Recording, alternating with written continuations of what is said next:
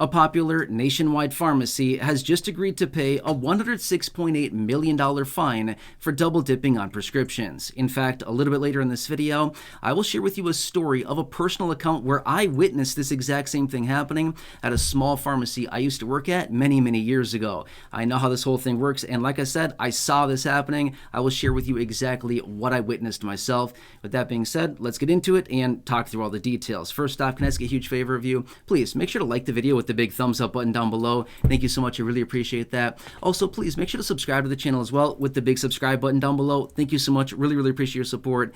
And let's get into it and talk about it. All right, now just a couple days ago, the DOJ, which is Department of Justice, has announced that Walgreens has announced a $106.8 million fine for basically double dipping on prescriptions. Now, this is a big deal. So between the years of 2009 and 2020, so about 11-year period of time, basically what was happening is that Walgreens, according to what is going on here from the DOJ, was basically double dipping on prescriptions that should have been dispensed out to patients. Now, this is just from basically federal payers, right? Federal insurance payers like Medicare, Medicaid, and others. So this is just them. This is not even including other private insurance companies as well. But let me share with you exactly how this actually happens. And I'm guessing that most of us have actually been in somewhat of a scenario like this, okay?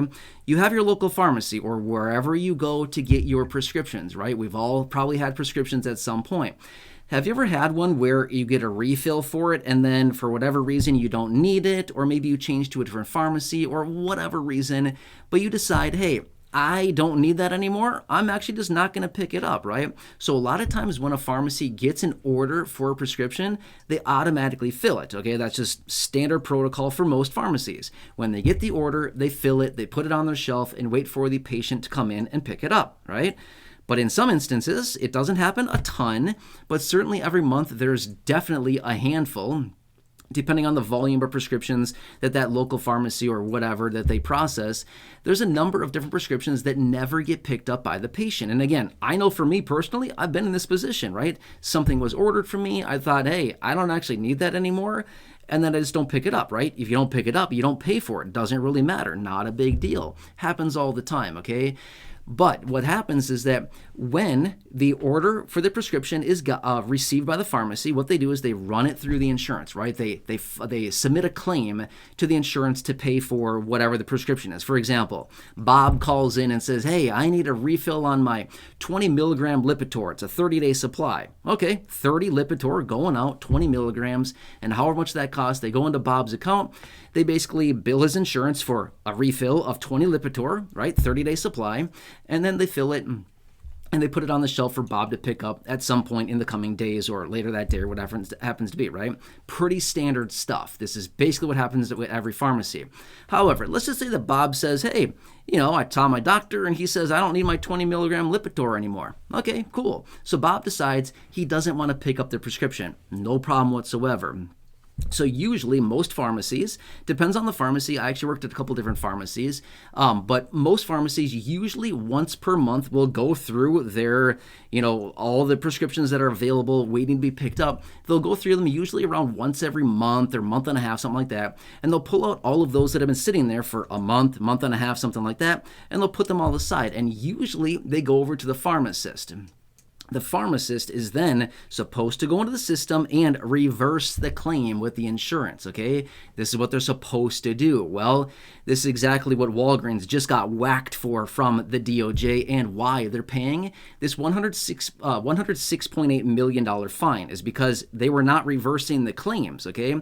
So basically what they were doing is that they were taking these prescriptions that should have been picked up by the patient, they weren't, and then just putting them right back on the shelf to be resupplied or basically redistributed, redispensed to a different patient. Does that kind of make sense, right? They were never picked up by the patient, but rather they were waiting on the shelf and they were never picked up. Therefore, they're put back in inventory so they can go back out to somebody else. Standard practice. This happens all the time. Not a big deal about it. But the situation is, when it's not picked up, it's supposed to be reversed out of the system so that the insurance company does not pay the pharmacy for the prescription that was never picked up, right? So now they're double dipping, okay? Well, this is where Walgreens is getting in trouble, is they were not reversing these claims.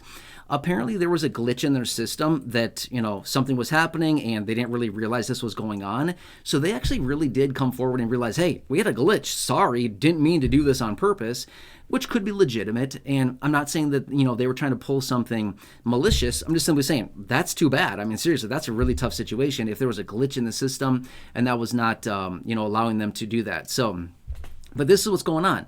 So as a result of Medicare and Medicaid, this is where Walgreens has to pay over $106 million as a fine here. So that's rough, right? But this is going on, and it is certainly, a pretty common thing with this happening. All right, so that is exactly the situation with Walgreens here. Now, I would imagine there's a ton of other pharmacies all across the country, big name brands that we all know about. There's a lot of smaller places and things like that. But let me share with you exactly what I witnessed with my own little eyes years and years ago when I worked at a pharmacy in my early 20s. I worked there. Actually, I worked at a couple different pharmacies. They were operated very, very similar, but they also had a little bit of differences. But the one in particular that I worked at the time, okay, let me preface this really quickly before I tell you the story. At the time that I saw this happening, I didn't know that it was wrong. I literally didn't know that what I was witnessing was fraud. I didn't know that at the time. I just thought, what is he doing, right? What is that pharmacist doing? I mean, I was literally standing there watching him do it. I didn't realize that what he was doing was a bad thing. Until a couple years later, I thought, I think that was wrong, right? After I kind of learned a little bit more, I was like, hey, that was definitely wrong, what I just saw. So anyway, so here's what happens, okay? Again, every month or so at that pharmacy, it was every month and a half, 2 months or so, we would go through all the prescriptions that were waiting to be picked up. We'd pull them all out, the ones that were dated, back a month and a half or 2 months or whatever, we'd pull them all out, make a pile, and then we'd give them to the pharmacist. The pharmacist would go through them and basically just take them and put them right back in inventory. He was supposed to be going into the computer and reversing the claim, but he wasn't doing it, okay? I literally saw this happen more than once, many times, okay? Anyway, he would just put them right back in inventory. And I thought, I don't know, this seems kind of weird, but whatever. Again, I didn't know about it, right? But this is the situation that was happening, okay? This is a lot of money. I mean, some of these prescriptions are hundreds and hundreds of dollars. You know this. I mean, here's the thing. If you've ever been in a situation where you don't have pharmacy coverage and you have a prescription, they can be very expensive, massively expensive. So the payments that are coming in from these insurance companies are huge as well, right? A lot of money coming in. Well, if you're at a pharmacy like this, when they're processing hundreds and hundreds of prescriptions every day and thousands every week, they're paying a lot of money coming in. Now, I'll tell you something else as well. Obviously, I can't give you the name of the pharmacy just because, I don't know, it'd just be really bad. Which, by the way, the pharmacy I worked at was not Walgreens, okay? I repeat, the pharmacy I worked at was not Walgreens. It was just some small hole-in-the-wall pharmacy in the local area that I lived in at the time. So it was not Walgreens. It was another just independent store, but saw this happening. But here's another thing that's interesting about this as well. So every day we'd get the mail, right, at this pharmacy. And I was one of the people that was processing the mail. I mean, I did not have a special job by any means at all. I was a pharmacy technician, but kind of one of the things that I did as well, when you got the mail kind of during slow time, you open up all the letters, right? Well, guess what? Every day we get a stack of mail, and in there were a lot of checks from insurance companies paying out all of the claims over the previous month or so, right? A lot of money coming in. I mean, massive, big checks, thousands, tens of thousands. I mean, a lot of money every day, tens and tens of thousands of dollars. I mean, they were probably bringing in close to $100,000 every couple of days just in payments from insurance companies. It was nuts, right? I mean, a lot of money going through that thing. And this is what was going on. So they were basically double dipping as well, where the prescriptions that were supposed to be going out to the patient weren't actually being picked up and just putting back in stock. And the claim to the insurance was not being reversed as it was supposed to be. That's fraud, right? Again, I saw this happening. It's crazy.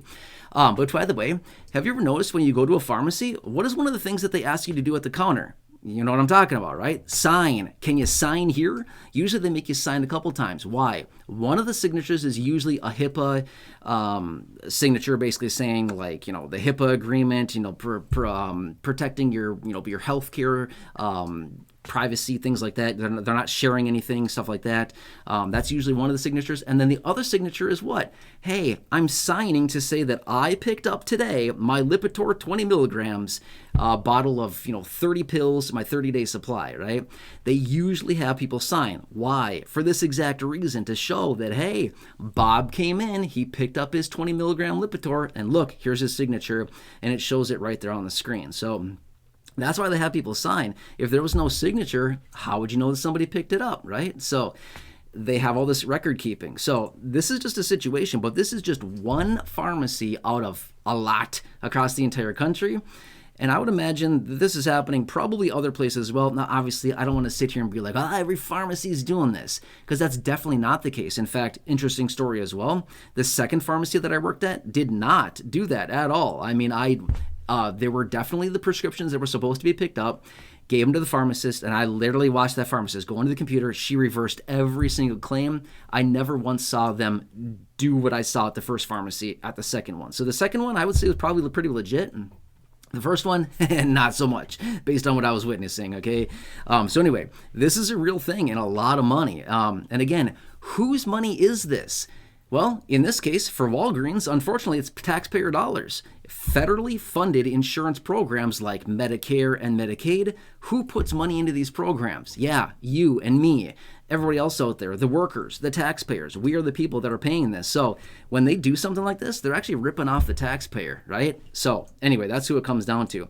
But when it comes down to, private insurance companies, things like that, again, same thing applies. If they were to be caught doing something like this, that is fraudulent. That is bad, bad, bad news. So anyway, too bad for Walgreens here, but again, they had this glitch, not a cool situation, but glad they found it. And again, they were very cooperative, according to the research that I was doing on this. It looks like they were very cooperative with this situation and just saying, hey, sorry, we literally did not mean to do this intentionally. It just happened to have this glitch in our system and bad situation for a lot of years. So came down to over $100 million. That's bad. I mean, that sucks. You know what I mean? That's a lot of money to pay out. So anyway, I hope this helps you. Yeah, thanks for watching this. Really appreciate it. By the way, if you're like some, investigator or something like that, if you want to know all the details of what I saw, the name of the pharmacy, the person that did it, the name of the pharmacist, feel free to reach out to me. I could certainly tell that to you in private. I'm not going to put it here on the internet, but I could tell you all the details. Probably give you a pretty good timeline of when I saw that happen too. It was a long time ago, but yeah. I mean, I don't want to throw anybody under the bus, but at the end of the day, like I said, when I saw this happening, I did not realize it was bad until a couple of years later. I thought, I think that was pretty bad what I saw, right? So, I mean, obviously there could be way worse than that, but yeah, pretty bad stuff. Anyway, I hope this helps you, but I want to keep you posted with what's going on here and everything else like this. So there you go. Hope this helps. Again, please make sure to like the video. Big thumbs up button down below. Thank you so much. Really appreciate that. Otherwise, subscribe to the channel as well with the big subscribe button down below. Otherwise, check out the other videos here on the channel. Nearly 5,000 videos in the video library. The ones I've hand selected for you that are very popular, good videos down below in the description or the top of the comment section. And right now showing up on your screen as well. You'll see some videos there. Thanks so much for watching. Really appreciate it. Have a nice day, and I'll catch you again later in the next